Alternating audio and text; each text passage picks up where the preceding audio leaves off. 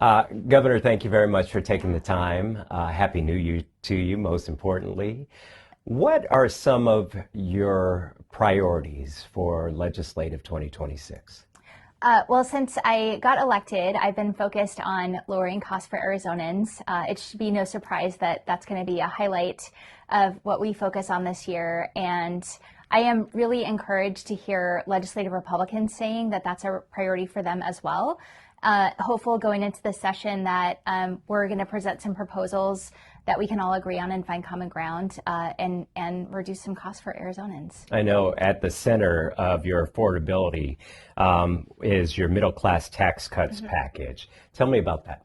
Yeah, so back in the summer when Congress passed the Washington budget, H.R. 1, it included tax cuts, and so we routinely do a conformity bill to conform with those. A large piece of that is a benefit to middle class Arizonans, and I want that to be the first bill that the legislature sends to my desk to sign. It will give a bigger standard deduction for the 88% of Arizona filers who use that. It includes an exemption for tips and overtime, as well as a big senior tax credit. And so, I think that's tax cuts and putting money back in the pockets of Arizonans is something we can all agree on. And I'm hopeful to get that to my desk early on in the session. Arizonans are probably already starting to file their taxes, and so this will let them get those benefits right away. How much of a difference could it make? It's big. It's around $22 million in the entire budget. So it's a good amount of money, depending on which exemptions folks qualify for. I know Republicans want a bigger tax package. Yeah. They want to include businesses. Mm-hmm. Are you willing to compromise on that? So what I've said, and I've been really clear, I know it will be part of budget discussions. I know they're going to probably try to send the whole package.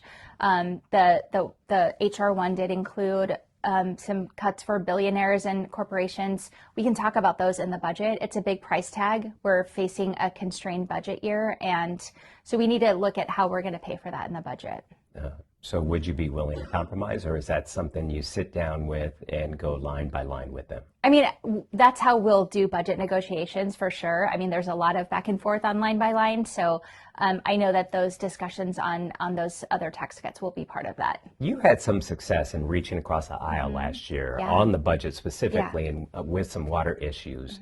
What did you learn from those negotiations? Well, this will be my fourth legislative session as governor, and we've passed a bipartisan and balanced budget all 3 years. And so, we've had a lot of different budget pictures in terms of what the revenue and economy looks like. But we've been able to get a bipartisan budget passed. And so I'm really encouraged that we're going to be able to do it again this year. I've always tried to focus on the issues. Arizonans elected me. They also elected a Republican legislature, and they elected the president. And so what that tells me is that they want our elected leaders to work together to solve the tough challenges. They're not focused on the political things that divide us. And I think if we as leaders stay focused on those issues as well, we can get things done like the Ag to Urban legislation that we passed last year, legislation for economic development, keeping jobs in our state. And I'm looking forward to some of those wins again this year. Different this year is this is a political year. Yeah. How willing do you think the Republicans will be to give you a win, reach across the aisle, and work with you? Look, there's always politics, whether it's an election year or not. I'm up for re-election. So is everyone in the legislature that wants to keep their seats. And I think the issues that we're hearing from Arizonans are the same. They're not telling me one thing and Republicans something else. They want affordability. They want border security. They want to have our water protected. And those are areas we can work together on. Speaking of water, we have a deadline coming up February 14th.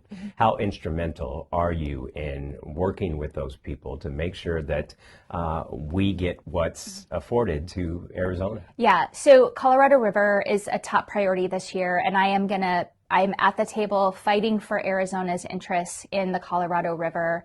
We are home to the semiconductor industry that is important to our economy, but not just our economy, the nation's economy. our national security. We grow the leafy greens that feed a lot of North America during the winter months. So we're important to the country's food supply. And those are the things that the Colorado River is fueling in Arizona. And we're going to fight to protect that. Negotiations have been contentious. That's not a secret. The upper basin is really blocking a lot of progress, and they haven't been willing to come to the table with sacrifices, with real sacrifices. They're not even willing to cut 5% of their water usage. Our population in the lower basin is bigger, our economies are bigger, and Arizona has already taken a lot of sacrifices. And so we're going to continue to push for a fair deal that protects Arizona's water interests in the Colorado. And last year in the budget, I secured $3 million for the Colorado River Litigation Fund. I hope it doesn't get to that where we have to fight in court, but we will fight in court if we have to. You talked about TSMC. Also, we see a lot of data centers that are popping up across the state of Arizona. They require a lot of water. Many people think the growth is too fast. Right. And considering the water situation, we can't sustain that growth. What is your response? Yeah, no, and there's absolutely some validity to that concern. And I'm focused this year on making sure we get the balance right with data centers. A while back, Arizona made a strategic decision to incentivize data centers, and those incentives have worked. We are the top 2 market in the world for data center growth. And so I think we have to look at, do we think that the taxpayers of Arizona should keep subsidizing this industry, or should the industry work for Arizonans? And I think that sentiment is bipartisan. There's already been a Republican bill introduced to end that incentive. And so I think that's a place where we can work together to do what's right for Arizonans.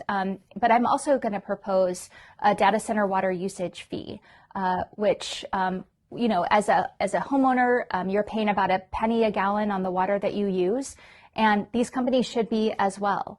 And that if that is passed, that fund will be used to create the Colorado River Protection Fund and really supercharge some of our conservation efforts on the Colorado River. I want to ask you about utilities because we're seeing utility rates skyrocket. Yeah. As our APS is proposing a big rate hike. We've seen these fights in the town of Gilbert, the city of Gilbert, where these utility rates are astronomical. Is there anything you have planned that you could do to bring some of that and bring some of that in and help the residents of Arizona? I am glad you asked that. So another thing that I'm proposing in the budget is the Arizona Affordability Fund. This will be funded through a small charge on short-term rentals. So visitors coming to Arizona using short-term rentals will pay this fee, less than a cup of coffee a day. And that will create the Arizona Affordability Fund, which will, number one, help Arizonans who are struggling to pay their utility bills. We already have some federal funding. This will extend that federal funding. And then additionally, enhance the weatherization support that we can provide. So somebody who wants to create energy efficiencies in their home with, you know, a more efficient cooler, things like that, helping them do that, which will save money on their utility costs down the road as well. I want to ask you about SNAP requirement changes. There's upwards of 140+ thousand Arizonans who could lose their SNAP benefits due to changes in workforce and education that is coming down from the federal government. Is there a plan in place to help upwards of 150,000 Arizonans that could lose their SNAP benefits? Yeah, so the problem is that we can't replace those federal funds. We need those federal funds. And we saw a taste of that during the government shutdown when, you know, the president decided to politicize these benefits and really hold them hostage. We were faced with, what do? We can't afford to pay this benefit in lieu of the federal government. And so we were able to find some one-time dollars and help support the programs that people turn to, like the food banks. And they were already seeing a lot of additional use. So it wasn't just the SNAP beneficiaries, but also federal employees that were not getting paid. So we're doing what we can to mitigate the cuts that are coming. but we can't replace those dollars. The other thing that's really critical is that we work to reduce our payment error rate. That's another penalty that we'll see from the feds if we can't get that right. And so we just released some funding recently, announced some funding recently that will go towards staffing up to help get those. And Arizona is sitting in a pretty good position relative to other states in terms of where our payment error rate is, but we still need to get it down. If the state is not able to replace that federal funding, what's your message to those Arizonans who are on the brink of losing their SNAP benefits? Well, it's something that, growing up, my family sometimes relied on SNAP to put food on the table. So it's personal to me, and it's heart-wrenching to me thinking about those decisions that families will have to make about putting food on the table or paying for other things. And nobody wants to be in that position. That's why I'm so focused on working to create opportunities for Arizonans, bringing good paying jobs, and ensuring that we're investing in workforce and training so that Arizonans can have those family sustaining wages. You talked about the food bank. They're stretched thin. Mm-hmm. We've seen over the last year the cuts to DES. Mm-hmm. I believe it was a 5% workforce cut. And then we've heard from families out there, specifically one lady who said at one point she was worried about providing Christmas to her kids. Yeah. Toward the end of the year, she was worried about providing a roof for her kids. I know it's taken a long time. You just allocated $7.5 million to help with the situation. Yeah. Is it enough, and why did it take so long? Well, so a lot of the impact that people are seeing at DES, and really it's, wait times and taking longer to process claims. And it is a direct result of federal cuts. And the reduction in workforce that we had was people that were paid through those federal programs. And so it directly affects people that receive these benefits. And so we had to do something, and the funding that we announced will help. Again, it's a mitigation thing. It's not a solution, but we're trying to get through the backlog and get to a quicker response and hopefully put some permanent fixes in place so that we don't get back to that place where people are waiting such a long time. And that seems to be an ongoing issue on losing federal funding. Yeah. Speaking of the Rural Hospital Fund, yeah. Arizona got $33 million less than what you asked for. How do you navigate that going forward? And what does that mean for the rural hospitals here in Arizona, which there are many, and more specifically, the Arizonans who rely on those rural hospitals? Yeah. So this is really frustrating, and I guess frustrating is a much milder word than I want to use. But so the way that the Rural Health Transformation Grant was set up, there was a formula around land mass that directly disadvantaged Arizona. It gave an advantage to the top 5 states in terms of land size. We're number 6, and yet our award was like the 6th. The 6th from the bottom in terms of award. So we were really, that formula that should have helped us get the funds we should have had worked against us. And we're working with the department right now to see if there's anything we can do. But, this Rural Health Transformation Grant is important. It's going to help us bolster services and support in rural areas of the state, but it doesn't replace the $34 billion that we stand to lose over the next 10 years from these Medicaid cuts. And it's not going to necessarily help these rural hospitals that are faced with closure stay open. And so, we said this from the beginning, and we were in constant communication with our congressional delegation, making sure they understood this is what you're doing. You're not just cutting Medicaid for these 300, 400,000 Arizonans, but you're going to impact access to healthcare in rural areas permanently for all Arizonans. And it's going to be devastating. I want to ask you about immigration. There was a report last week that said Arizona, specifically Phoenix, was the next target for mass immigration sweeps. Have you been able to confirm that, and what's your response to that? So I'm not going to act on rumors, and there's a lot of reporting out there. We want to make sure we're getting in front of misinformation. We've been in contact with the administration.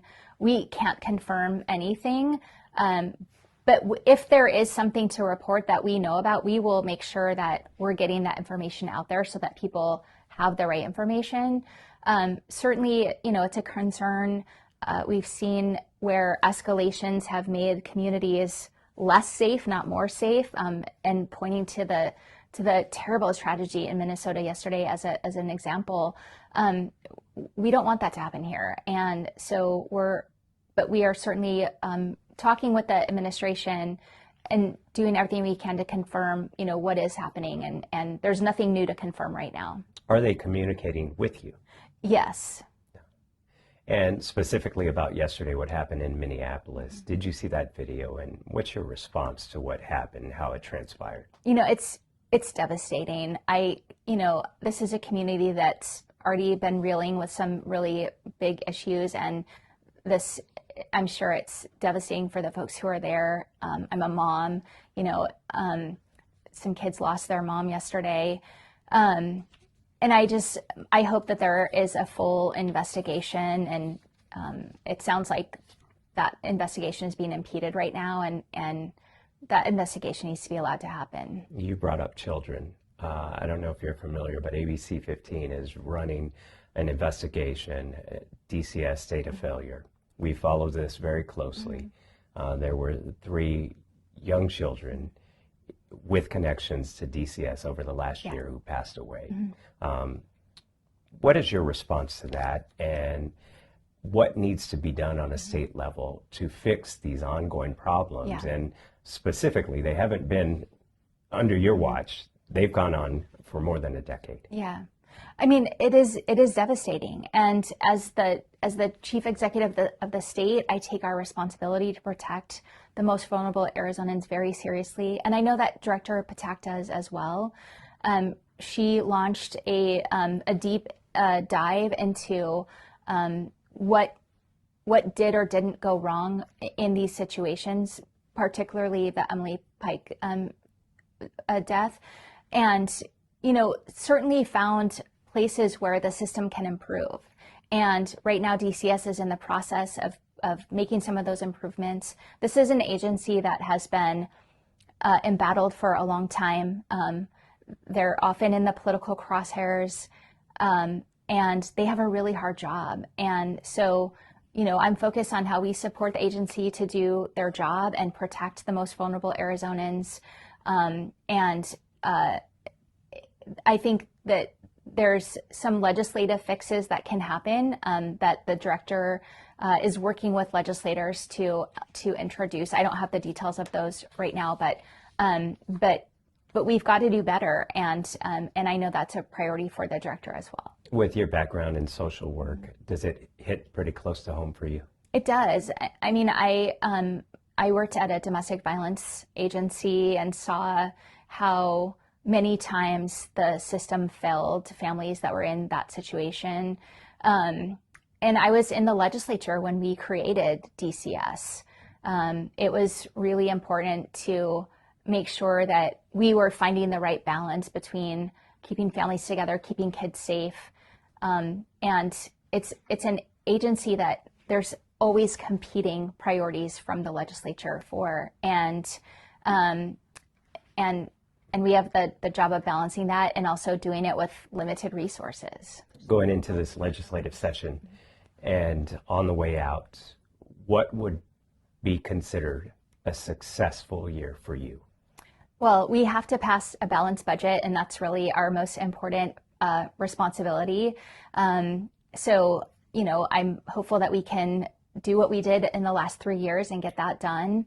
But I am also really hopeful that we will be able to show Arizonans, hey, we focus on lowering costs for you, and we are able to get more affordable housing, help with your utility bills, get you this tax cut.